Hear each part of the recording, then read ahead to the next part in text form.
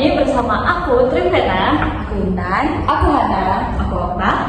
Nah, hari ini kita akan membahas tentang bagaimana sih dampak dosa dalam dunia keperawatan, khususnya sebagai kita masuk ke keperawatan ya.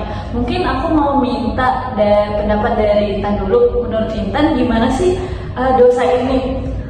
Kadang orang pikir tuh dosa tuh hal besar, tapi sebenarnya dosa itu bisa muncul dari hal-hal kecil juga. Iya, contohnya tuh kayak sombong, terus gampang ngejudge orang, terus kalau misalnya kita kayak capek gitu ya, jadi lebih sering ketus gitu daripada berbagi kasih. Aku setuju banget sih Kak. Soalnya dari pengalamanku banyak banget nih perawat-perawat yang kalau ketemu sama pasien yang baik, yang sopan, pasti perawat tuh akan melayani yang baik. Tapi banyak banget juga yang kalau misalnya pasiennya itu nyebelin, kita tuh kayak jadi ketus gitu loh Kak. Bener banget, kayak contoh-contoh yang tadi tuh bener-bener contoh nyata yang terjadi di rumah sakit gitu.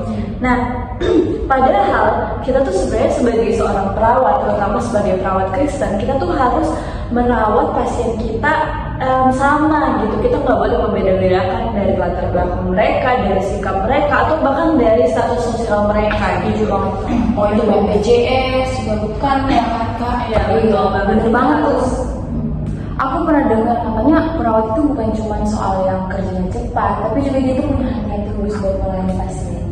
Benar, kalau misalnya kita tuh datang dengan hati yang kayak mut-mutan terus kayak kotor gitu ya, banyak unek-uneknya lah ya, itu tuh kayak bikin kita kurangnya empati, ya kan? Iya, aku setuju Kak. Nah, kayak kalau misalkan cuma buat jadiin jadikan perawat itu jadi buat profesi kita aja atau buat ya udahlah formalitas kita aja buat kerja buat melayani pasien, menurutku itu kurang etis aja sih Kak. Bener banget, karena sebenarnya dalam dunia keperawatan caring itu suatu hal yang krusial banget. Tapi kalau misalnya kita udah kayak hatinya udah keras nih, udah batu, pasti caring itu bakal hilang gitu. Iya. Dari itu kita bisa lihat, jadi sebenarnya dosa itu bukan cuma soal moral, tapi juga bisa ngaruh ke cara kita buat melayani. Dan yang bahayanya itu kita tuh kadang nggak sadar apa yang kita lakuin gitu. Nah, makanya penting banget nih teman-teman buat kita semua juga buat refleksi diri, apakah ketika kita melayani pasien itu tuh sudah dengan sepenuh hati atau malah buat jadikan itu sebagai formalitas bahkan jadi beban kita. Setuju banget. Nah, sebagai orang Kristen, kita tuh sebenarnya bisa meminta pertolongan Tuhan gitu. Kita bisa minta Tuhan untuk mengubahkan hati kita supaya kita bisa jadi orang yang benar-benar menerapkan kasih bagi sesama. Ya, udah banget tuh Kak, kayak di Matius 25 ayat 40 dibilang juga kan, kalau kita melayani orang itu berarti kita juga melayani Tuhan. Ya, jadi setiap tindakan kecil itu berarti banget ya. Iya, contohnya nih, ketika pasien panggil terus kita datang, iya Bu, ada apa? Itu merupakan suatu kasih yang sebenarnya tidak kita sadari, tapi itu adalah bentuk kasih teman-teman. Benar banget. Karena selama kita melakukannya dengan hati yang tulus, kita jangan takut, jangan ragu, karena Tuhan pasti akan melihat kedalaman hati kita. Iya, dosa tuh emang selalu bisa bikin kita menjauh dari Tuhan, tapi kita juga tahu kalau anugerah Tuhan itu bisa selalu memampukan kita buat bisa pulih. Benar. Jadi kita tuh semuanya tuh harus belajar bertumbuh bersama.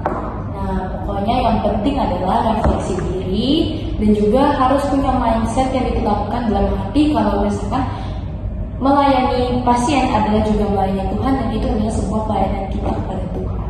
Setuju, karena sebenarnya kesembuhan itu nggak cuma datang dari tangan kita aja, dari skill kita aja, atau dari pengetahuan kita aja, tapi bagaimana kesembuhan yang sejati itu datang dari hati kita yang tulus untuk melayani. Wah, obrolan kita kali itu ringan tapi maknanya dalam banget gak sih Kak? Setuju banget sih. Jadi ini tuh dijadiin reminder masing-masing pada diri kita sendiri sih. Nah, sebagai perawat ya Kak. Betul banget. Nah, jadi sebagai perawat, kita itu jangan sampai jadi perawat yang kompeten aja tapi tidak punya kasih.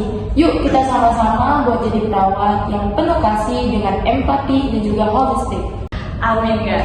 Nah, semoga podcast kita ini, pembahasan kita bisa memberikan pandangan yang baru, terutama bagi kita sebagai mahasiswa-mahasiswa keperawatan, supaya kedepannya kita nggak melayani pasien kita hanya karena emang itu tugas kita, tapi bagaimana kita benar-benar bisa melayani, memberikan mereka perawatan yang dari hati.